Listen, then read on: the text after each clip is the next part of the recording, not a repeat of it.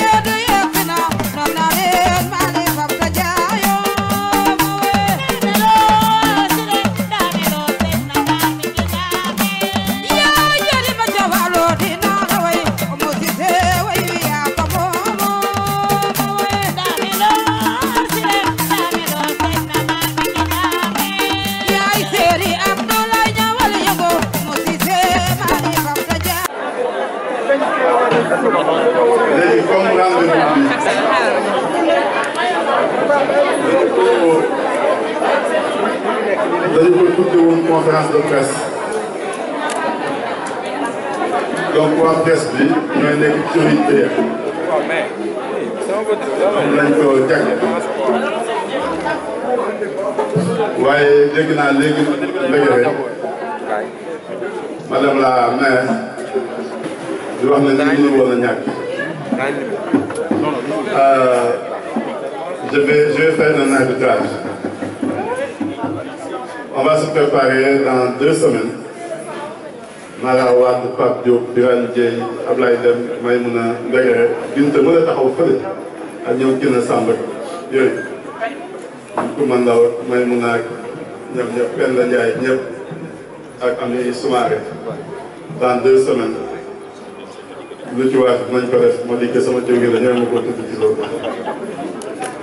Dans 2 semaines, préparez-vous.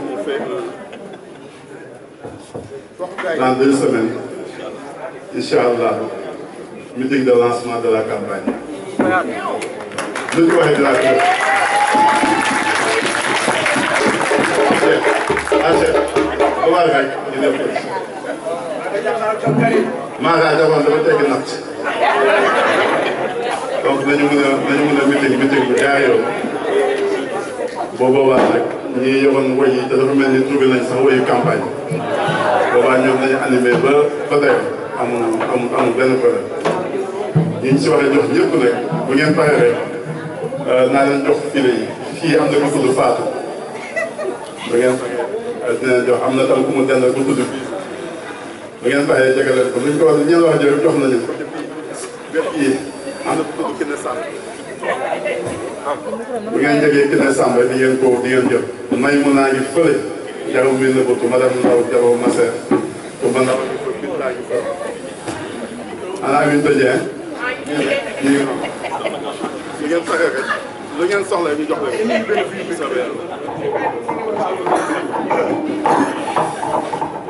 changé micro pen de moom gis naa ko joxe na ba joxe lu mu dese woon si poosam ah nee na joxe am na lu mu dese. Alors en tout cas merci beaucoup, merci surtout à la presse de Thiès, merci aux amis. Je suis le cité Ousmane Ngom ñi taxaw fii yëpp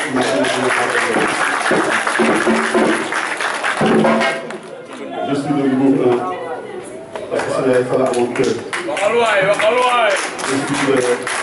Je suis de Thiès. Je suis vraiment de Thiès. Je ne connais pas Mbour 1, je ne connais pas Mbour 2, je ne connais pas Mbour 3, je ne connais pas Mbour 4. Je connais Tor Dramé. je connais trop pas Kaka, je connais Guy Nogoïdio, tout de Thiès comme le Je suis de Thiès et j'aime cette ville. J'adore cette ville. On m'a fait beaucoup de propositions par ailleurs que j'ai déclinées. Parce que je considère que si je dois servir ma ville, je dois servir Thiès. J'entends beaucoup de choses dans cette ville. Personne ne la connaît mieux que moi. Personne n'aime cette ville-là mieux que moi. J'ajoute deux autres choses. Si quelqu'un me dit à Thiès qu'il a fait à titre personnel plus que moi à Thiès, demain, je retire ma candidature. Si demain, quelqu'un me dit qu'il a un programme meilleur que le nôtre, demain, je retire ma candidature. Si quelqu'un me prouve demain qu'il a une plus grande expérience en matière de construction, de fabrication, je parle bien de fabrication d'une ville, mieux que moi, demain, je retire ma candidature. Si de tous les candidats qu'il y a ici à Thiès et qui ont été à des niveaux de responsabilité diverses, quelqu'un me montre et me prouve qu'il a les mains plus propres que les miens, je retire ma candidature. Je ne le dis pas dans le secteur d'un bureau. Je ne le dis pas dans le secteur d'une réunion politique. Je le dis publiquement et je le dis devant la presse. Je suis un homme propre. J'ai une expérience en matière de construction et de fabrication de villes. J'ai de l'ambition pour ma ville. Cette élection est juste un prétexte pour moi pour construire et aider à construire cette ville. C'est le sens de mon engagement et c'est mon ambition pour Thiès.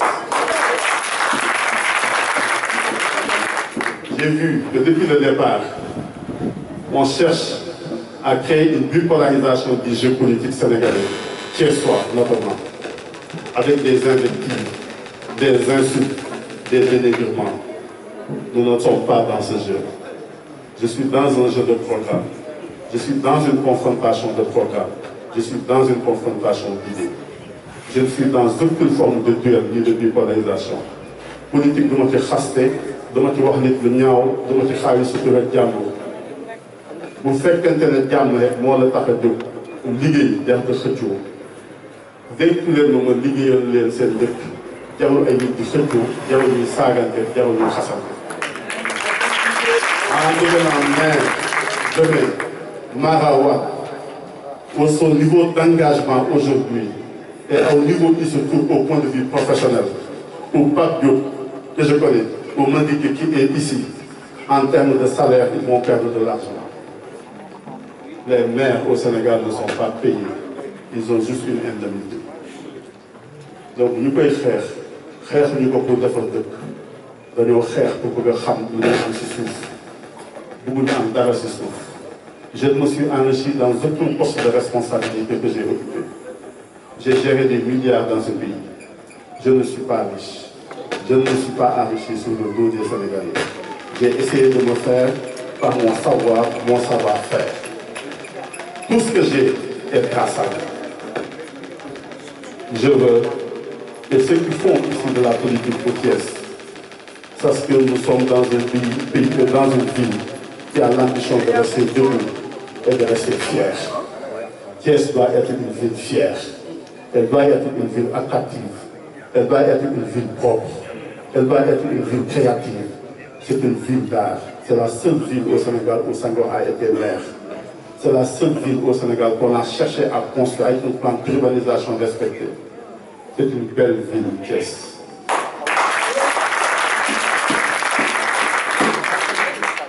Il faut que Thiès retrouve son lustre d'antan. Nous avons un programme pour ça. Nous savons comment il faut faire pour redonner à Thiès ses lumières. Nous savons comment faire pour rendre aux Thiessois leur fierté. Je vous dis quelque chose qui va choquer tout le monde. En tout cas, ceux qui ne sont pas du Sénégal. Moi, Moussa Diène, je suis né de Thiès. Pas le né de Thiès dont on parle aujourd'hui. Je suis un né de Thiès. Un né de Thiès est imbu de valeur. Né de Dieu, né de Gorée, né de Sutura, né de Sakla. Adona dox ba ñu séntu woon fenn si seen i doxin ñu mujj soppali ko doxin ñu jàpp ne nitu Thiès yëpp noonu la ñu mel. Nous revendiquons le respect aux valeurs, notre attachement aux valeurs de civilisation. Nous revendiquons notre attachement au jom, au ngor. waxu Thiès mosul de xeex bu ñu mos a sa xeex Sénégal fii la tàmbalee. ñu njëkk a dee ci wàllu politique fii la ñu deewee suñu koñ bii la ñu deewee diggante Mbour ak Sidi Ousmane Ngom. fii la ñu deewee parce que doon bañ. bu Boubacar Sall woote woon fii Thiès ñu fa doon jiitu mooy waa koñ bi fii. ñu fa doon jiitu moo ñu doon liggéey STS pour alkaati yi nekkoon fii dëkkoon Thiès lu ne daj nañ ko kenn mosul dégg ñu yuuxu. moo tax dans notre programme pour refaire cette ville, nous voulons que chaque Thiessois se sente fier et se sente appartenir à sa ville. Parce que nous allons consacrer les gens qui ont fait cette ville-là. Je rêve d'une ville où je retrouverai des avenues portant le nom de Père Ibrahima Sambou Koskas. Les noms comme Bara Ndiaye, qui a fait ici l'école Le Cayor, Maïro Fall, précurseur dans le transport, pourquoi tout de William Dara, le vieux Yare Fall, qui était ici président de l'association des parents d'élèves du Sénégal, le vieux Dembassal, son école a été une école de référence ici dans notre ville. Il faut que ces gens, les gens de nos xëy ñafe ñàkkal Thiès nekkal Thiès ba bàyyi woy Thiès, il faut vraiment que nous suba bu ñu jëlee ko mel ni Madické dénk ko dara mu nangoo ñefe xotti si tànk tubéy parce que xam na ne bu ci defee lu baax ëllëg doomu Thiès dañ ko fàtte. damaa bëgg ñun dañuy dem di jàngale Rosa Luxembourg di jàngale Jeanne d'Arc ñu xam ne dañoo am suba fii ci biir dëkk bi. damaa bëgg ay rond point ay avenue ñu xëy suba ñu ne kuñ ko tudde ñu ne Mame Faa bu Faa Wade Wele fan lañ ko tuddee ñu jàng boo boobaa référence damaa bëgg suba bu ñu xëyee suba lu gaaw la ne loo xamante ne kenn seetlu ko Mame Abdou Aziz Dabakh ñu tuddee ko avenue Thiès sëñ Babacar Sy ñu tuddee ko avenue Thiès sëñ Saliou Mbacké ñu tuddee ko avenue Thiès ñun ñi nga xamante ne damaa bëgg suba ñu xëy Thiès ñu ne Thiès am na zawiya ce n'est pas normal que dëkk bu jege ni Tivaouane ñu ne Thiès am na zawiya damaa bëgg suba ñu muy am Dakar def fa seen Massalikul Jinaan damaa bëgg ñu am suñu Massalikul Jinaan il faut que la mairie de Thiès donne un terrain au groupe à charge pour eux ñu tabax ko ñu jàppale ñu ko mën a jàppale parce que le rayonnement de Serigne Touba le rayonnement de Mame Cheikh Ibra Fall est aussi un rayonnement de notre Thiès. Donc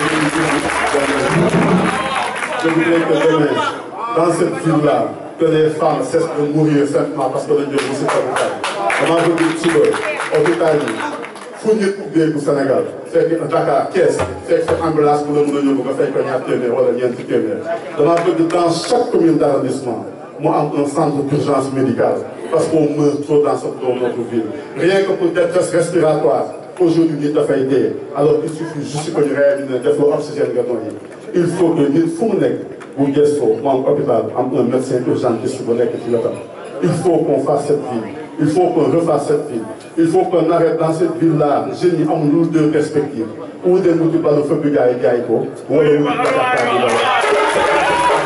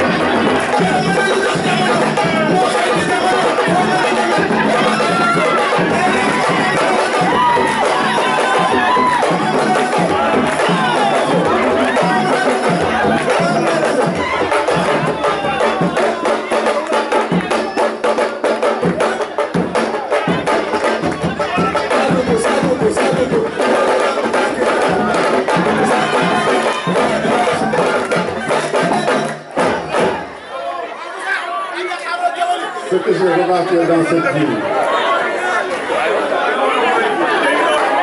nous ne seetloo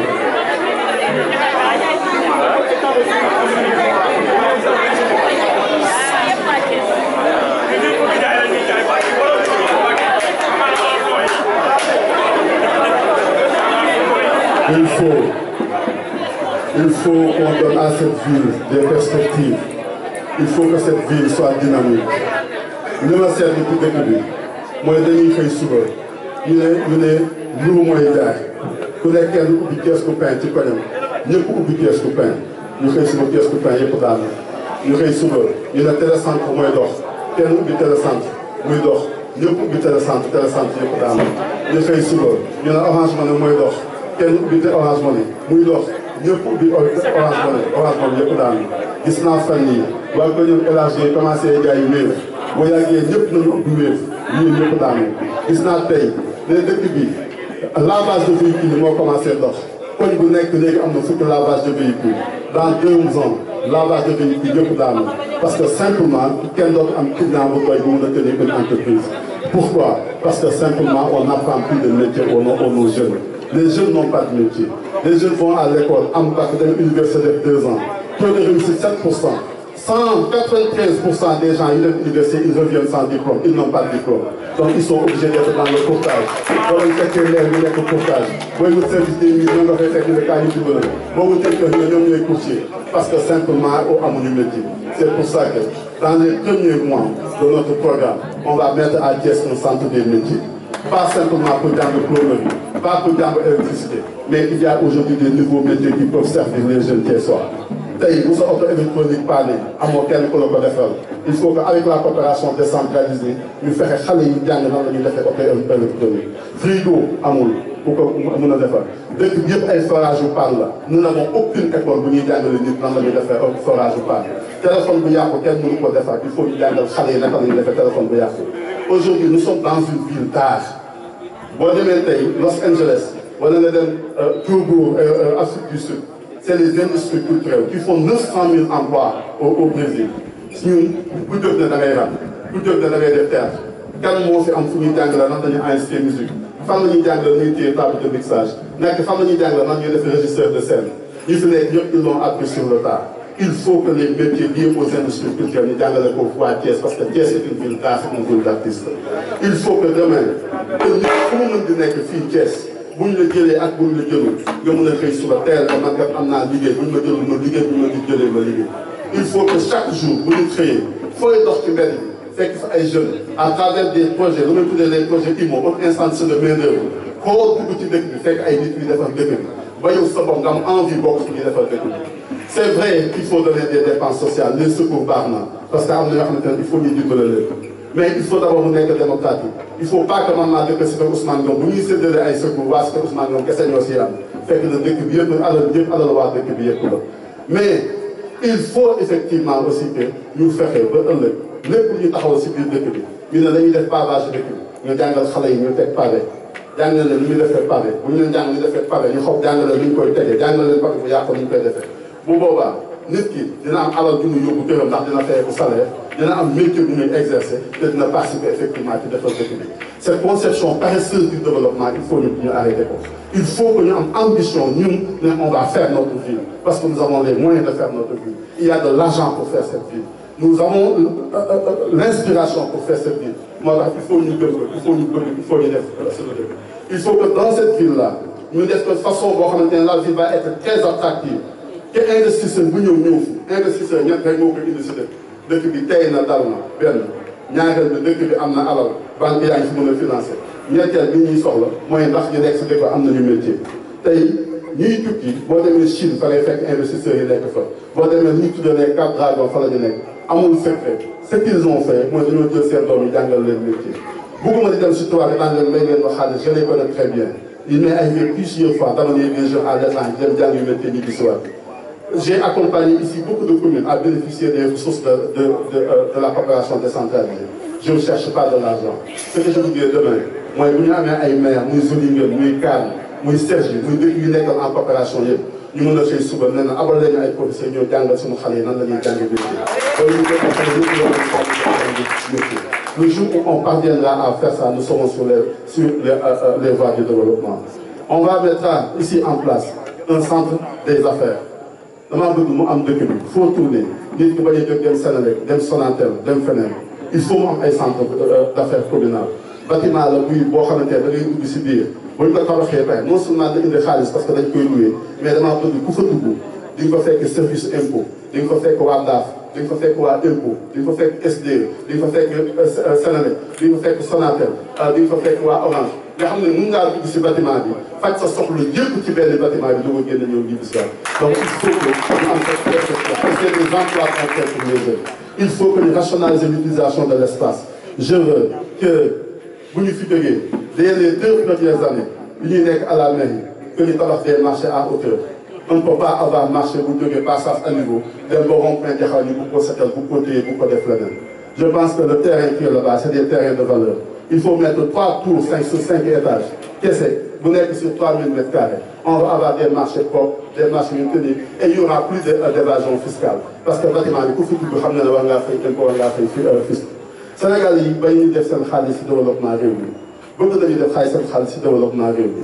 Tey man fa ma dëkk oustaz Mamadou Diop bu jógee ne damaa bëgg alal ñu def si biir jàkka ji balaa ngoon ñëpp jox ko xam nga lu tax parce que nit ñi wóolu natu ko nit ñi xam nañ ne boo ko defee mu def ko si jàkka ji. Le jour où on aura ici des maires yoo xamante ne boo taxawalee si biir dëkk bi mais da nga lu ñu la jox nga fekk sa alal di ko defar fekk ñu defar tali di defar route di defar ay pavé di defar ay hôpitaux di jënd ay ambulance wàññi lu ñuy jënd corbillard ci biir dëkk bi dañuy jënd ambulance ba ñuy jënd corbillard bu ñu wàññee loolu yëpp ci biir dëkk bi ku nekk gis sa alal fi ngay dem koo ne kaay fay ko mu fay koo ne kaay fay ordure taxe pour les ordures ménagères mu nangoo fay. Sur le programme, hier j'ai eu une énorme surprise. On est allé, on a rencontré des citoyens. Il faut que nous aménagions l'espace de la ville. C'était déjà dans le programme. Il faut que dès que nous faut tourner camion il faut nous finir de garer. Le projet de gros parking, c'est moi qui ai fait le programme pour la ville de Dakar, c'est moi qui ai fait les études. Une caisse là aussi son parking gros porteur qui va rapporter de l'argent et gagner. Chauffeur yi bu ñu ñëwee dañuy dugg ci biir dëkk bi dañu defal benn espace bu ñuy tëj kese ñu ñëw dugg si biir espace bi gaayal seen oto mën faa sang mën faa lekk mën faa nelawe lépp am fa jigéen ñi nag ubbi ay restaurant ci biir chauffeur bu taxaw ñu ñëw effectivement mën la jaay loolu lekk jox la foofu fanaan jox la leneen et il faut que ñu mën a defar suñu ville. Cette ville va être une ville verte. J'ai vu beaucoup de gens parler de ville verte. Les villes vertes c'est des emplois verts. C'est 600 millions qu'on mettra dans des emplois verts chaque année. La ville de Thiès peut constituer ça. Il faut qu'on arrête de recruter des gens dans les états civils de autres. Je suis pour le recrutement de gens qui fabriquent et qui reconstruisent cette ville. Nous en avons les moyens et il faudra le faire. Nous allons changer tout l'éclairage public de la ville de Thiès. Tout va devenir des programmes lettres. Aussi bien sur les grandes artères que sur ce qu'on appelle le standard, c'est-à-dire l'empire lexicatif. Waa cité Ousmane Ngom xam nañ ko parce que def nañu lampe lettre si seen biir kër waaw mu xam nañ ko parce que def nañ fa ay lampe yi mel noonu laa bëgg ma am fépp Thiès. Qu'est-ce que ça va faire? Immédiatement c'est 45% d'économie d'énergie pour la ville de Thiès et sur la facture d'électricité de Thiès. C'est ça la ville verte. La ville verte c'est pas simplement reboiser Thiès. Oui, Thiès va être reboisé. Oui, il va y avoir plus d'arbres pour Thiès. Mais pas des arbres comme ça. Par exemple, da ngaa bëgg a fayee ko mairie, d'accord. Jox nañ la 500 mètres carrés yii yow yaa fii jiw garab bu garab yi di saxee fii ak 6 mois ñu fay la xaalis bu jaxul nag nga mbaale awal sa yoon ñaaw suñu yoon parce que il faut des contrats de performance. On ne peut pas continuer à distribuer simplement comme ça de l'argent pour la ville de Thiès fekk defuñu fi dara. Aujourd'hui ñii fi dëkk xam nañ ko tey yoonu Morolan moo am fu ñuy sotti mbalit waa Kambu garage sotti nañu garage bi mbalit ba mu feex ñu def ko garage. terrain tund wi carrière la woon kamb la woon ñu sotti ko mbalit ba mu fees def ko terrain waa tund wi nekk fa tey soo demee sama wuti kër mag Mariama Diouf kamb gi nekk si ginnaaw gaar yi tam ñu ngi koy sotti mbalit ku nekk ne suul dëkk la bu jeexee foofu fees fii ci ginnaaw antenne bi fees Thiès dootu amati fu ñu sotti mbalit. C'est pour ça que li dal Dakar moo leen dal on risque d'avoir des mbëbës à Thiès. Thiès ne mérite pas ça. Thiès va être doté du premier centre de gestion modernisé des ordures. Inch'Allah. Il faut le fabriquer. Il faut qu'on anticipe sur l'avenir. Parce que nous avons des défis du mag yu ñuy xaar. Tey location gën na cher Thiès. Pourquoi mu gën a cher? parce que dañoo indi Diamniadio Mara Wade ñu dëkkoon doon liggéey Dakar dëkk Dakar si gàllaaji Kiné Samb tey Thiès la dëkk parce que dëkk Thiès di liggéey Diamniadio moo gën a yomb ñuy dëkk aéroport di ñëw léegi fii la ñuy dëkk wàcc ak fii la ñu ñëw fanaan si delluwaat fonctionnaire yaa ngi commencé ñibbi si le port de Ndayane va poser le même problème dans quelques années bu ñu defoon naan Thiès va être le déversoir de Dakar en matière de population. Il faut que Thiès ne le soit pas. Il faut que Thiès devienne le poumon du Sénégal, le poumon du développement du Sénégal. C'est ça notre ambition pour la vie. C'est ça que nous voulons faire de Thiès. C'est pour ça que nous nous engageons en politique. Il y a d'autres choses qui nous intéressent. Dans quelques mois, je vous le dis, vous journalistes, Thiès va être la capitale de la politique au Sénégal. Parce que nous sommes revenus ici pour animer la politique dans notre pays. Ce qui est en train de se faire dans notre pays n'est pas normal. Macky Sall est en train de manœuvrer pour faire reporter les élections. Pas les locales, mais les législatives. Il est inadmissible que les juges rendent des décisions et que les préfets refusent de les appliquer. Dans quelques temps, nous allons avoir des problèmes de confession des listes. On nous dira qu'on n'a plus le temps pour faire les élections locales. Si on n'a pas le temps pour faire les élections locales, ça va impacter sur les élections législatives. Macky Sall ne veut pas faire d'élections en 2022 parce qu'il a peur en 2022 parce qu'il a peur d'avoir une majorité aussi au niveau de l'Assemblée nationale. Les gens sont en train de manœuvrer pour qu'il n'y ait pas d'élections législatives. Mais ça, c'est inacceptable pour notre pays. Et à partir de maintenant, Thiès va être debout et va combattre toutes ces manœuvres-là qui empêchent une vraie respiration dans notre pays. Il y a des choses. Thiès notre nekk à la traite xeex yu bëri ñu Thiès parce que seulement on voulait soutenir Idrissa Seck. Aujourd'hui il a choisi son camp. Thiès va rester debout, une ville dynamique, une ville de Il n'est pas aussi normal ce qu'on est en train de faire à un certain nombre de villes. Il faut qu'on arrête. Il faut que l'égal traitement des citoyens reste un principe démocratique, un principe en matière d'élection. C'est pour ça que nous, non seulement on se battra pour que les élections se tiennent, on se battra pour que les législatives se tiennent, mais on se battra aussi pour que les droits de tous les candidats aux élections, même pas seulement ceux qui sont de notre camp, mais de tout le monde. C'est une élection locale à enjeu national. Tout le monde n'a pas décidé. C'est Mahmoud Salih qui le dit. Il dit la candidature de Macky Sall en 2024 se trouve dans les élections de 2022. À Thiès, fu àdduna bi jóg nit def fa troisième mandat ay doomu askan wa dee nañ Guinée ay nit dee nañ fa ndax troisième mandat wa Alpha Condé lu dëgg Côte d'Ivoire Burundi Sénégal en 2012 troisième mandat